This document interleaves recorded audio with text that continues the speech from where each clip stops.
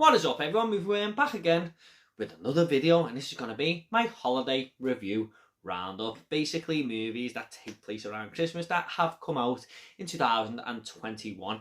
Now there's going to be a couple of these review roundups coming after this video, just rounding off all the 2021 movies that I have not seen yet. So the next one is going to contain movies like Ron's Gone Wrong, West Side Story, which I have already seen, but I'm going to put all them in a separate video. I just wanted to get these holiday ones out of the way first, but there's going to be a couple coming over the next few days, week or so, and I've got loads of lists coming at the end of the year. Best movies, ranking every single movie I've seen, stuff like that, most anticipated for the next of the year and stuff. So all that good stuff is coming in the next couple of weeks. So let's just get into it with the first movie in this video. First up, we have A Boy Called Christmas. There's usually a new Christmas movie streaming every year that seems to be the popular choice. Christmas Chronicles being one a few years back, and A Boy Called Christmas seems to be the one everyone is giving a go this year. And this tells the story of Nicholas, who lives in Finland with his father and sets out on a task to bring cheer to their hometown by finding magic in the mountains beyond their region. Now this is actually an origin story about Father Christmas, and I was actually intrigued about this. I was interested to see how the whole holiday of Christmas was going to be coming about, how the man himself came to be. And my interest did unfortunately quickly dwindle as this movie went on. Introducing bad CGI and terrible costume design was one of the first things that took me out the film. I just thought everything had a really cheap feel about it, and the story only added to my frustration.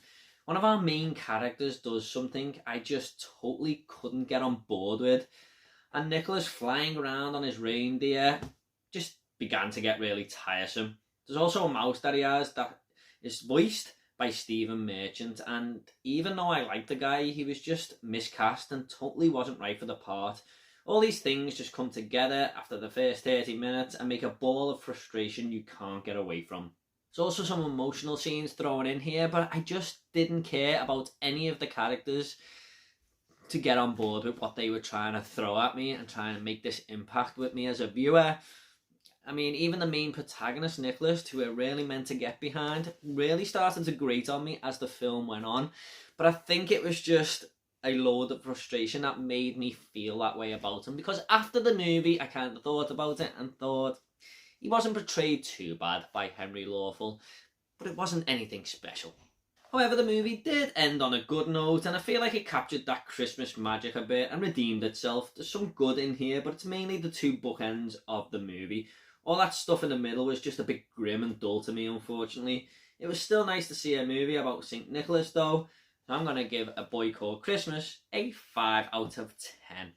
Next up we have 8-Bit Christmas, and this is about a kid who will do anything he can to get a Nintendo for Christmas.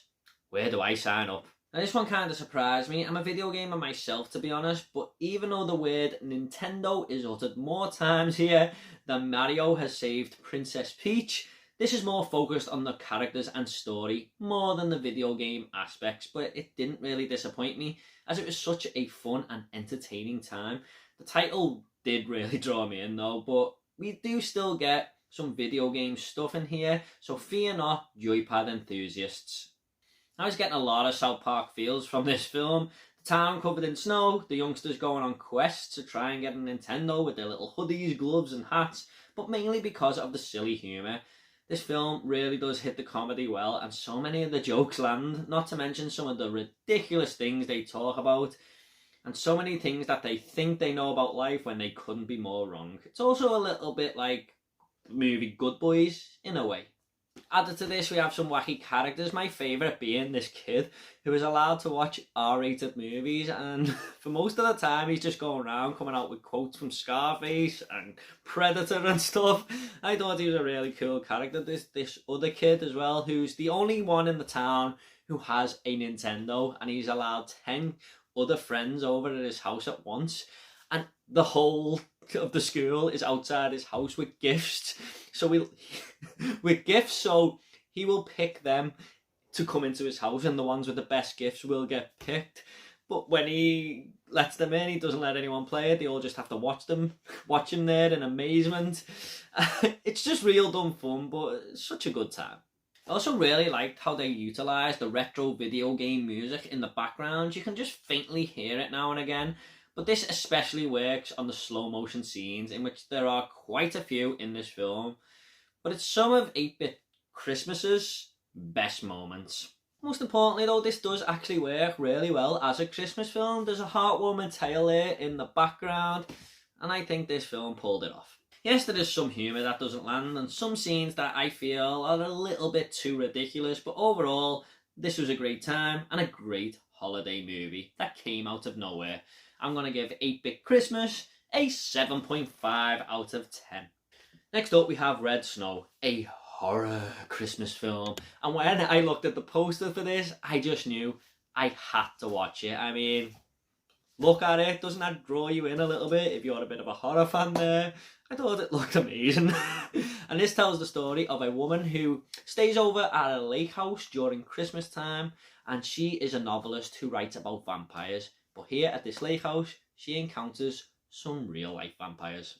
What I loved about this is it does very much centre around the holiday and never forgets that it is a Christmas horror. There's plenty of decorations around the house, which is covered in snow. I just have a thing for Christmas horrors, I suppose. They just mix well. This movie kind of surprised me too. I mean, it does have a very VOD feel to it, and you can tell it's so low budget with its set design and amateur filmmaking at times. But that doesn't necessarily make it a bad film if it's helped by its story, and in fact, this was kind of good. This is especially when we start to get into all the vampire action. Basically, our main character has one locked in her back room for most of the film, and she has to go out and get him blood, etc. Kind of like Hellraiser in a weird way, while his vampire friends lurk in the wilderness looking out for him. It sounds kind of dumb, but this is ultimately a horror comedy, and I think it's actually quite clever and kind of funny in some moments.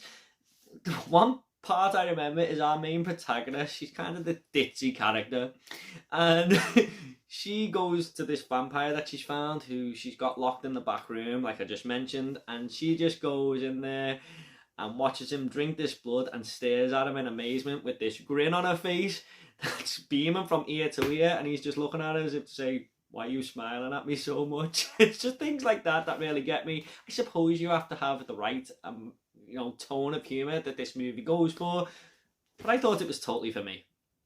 And I really thought our main actress here too was going to grate on me, but she actually grows on you as the film goes on, and by the end I was kind of really hoping nothing bad would happen to her.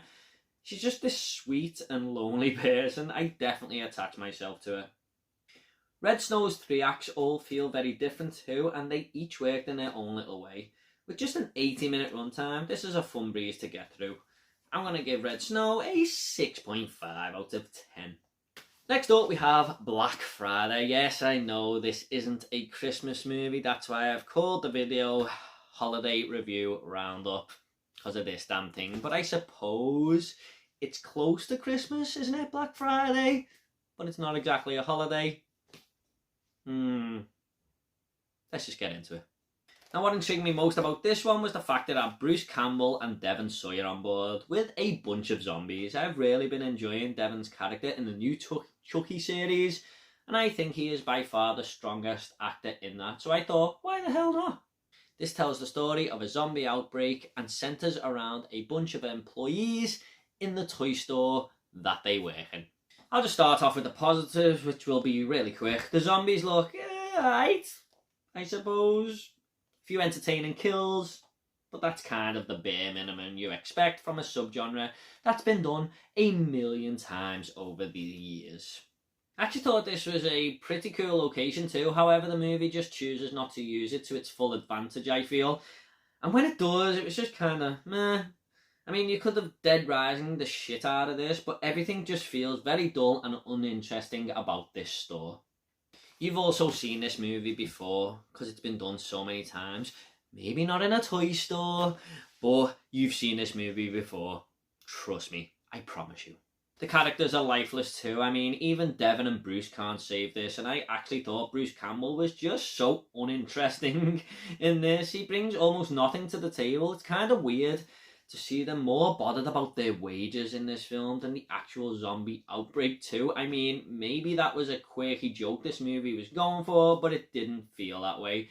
There's also this big group chat in the middle between them all, and it just felt like total filler. Such a big chunk of the film, and it just felt like one massive empty moment. There's a pretty cool ending shot though, I will admit, but it just can't save this movie at all. I wanted to go in and just have fun with this, and even though there are one or two small moments, it just didn't do it for me. I'm going to give Black Friday a 4 out of 10. One of my least favourite movies of the year. Okay guys, that is it for Holiday Review Roundup. Have you seen any of these movies? Do you fancy checking them out now that I've spoke about them, especially Black Friday? But you can't all wait to watch that one. But, you know, like I said, there's going to be a couple more review roundups coming on the channel because I want to review every single movie that I've watched in 2021. I'm probably not going to do that next year. I'm probably just going to pick the ones that I do want to review. It's like Scream 5, The Batman, of course, stuff like that. But there will be other videos coming in the place of movie reviews, basically. But I might do a lot more of these next year, just because they're quick and easy, basically. So yeah, hope you all enjoyed the video, guys.